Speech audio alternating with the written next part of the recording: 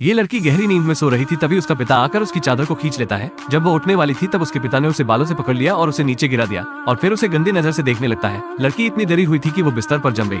अगले दिन उसके पिता को याद नहीं था कि कल रात क्या हुआ था। वो अपनी बेटी से खुशी खुशी बात करने लगता है, लेकिन बेटी ने उसे देखा और बिना कुछ खाए वहाँ से चली जाती है। पिता हैरान था, लेकिन वो इसके बारे में ज्यादा नहीं सोचता है। लेकिन फिर कुछ और इससे भी ज्यादा बुरा होने लगता है। माँ, जो बिल्कुल सीधी सादी हुआ करती थी, आज असामान्य रूप से चिड़चिड़ी बन जाती है। उसने भोजन को काट दिया और यहाँ तक कि फिर उसने इसे हिंसक रूप से परोसा। परिवार ने सोचा कि आज उसका मूड ठीक नहीं है, इसलिए कोई उनसे कुछ नहीं बोलता है। लेकिन उन्हें यह महसूस नहीं हुआ कि जब उसने भोजन देखा तो वह ऐसे खा रही थी जैसे उसने कई दिनों से कुछ नहीं खाया था। वो भोजन से अपने मुंह भर लेती है। उसकी माँ को इस तरह से खाना खाते देखकर उसका बेटा भी खाने को खाने लगता है, लेकिन वो तुरंत मुंह से निकाल देता है क्योंकि खाना इतना नमकीन था कि वो उसे बड़ी आंखों से घूरने लगता है। जब उसके मुंह में खाना नहीं आ रहा होता है तो वह अपने बेटे को इसे खत्म करने के लिए देने लगती है। बेटा घबरा जाता है, इसलिए पिता को उसके बचाव में आना पड़ता है। यदि यह अच्छा नहीं है तो इसे न खाए। मुझे एहसास नहीं था कि यह टिप्पणी माँ को पूरी तरह से प्रभावित कर देगी। पूरा परिवार स्तब्ध था। माँ इस तरह कैसे बन सकती है?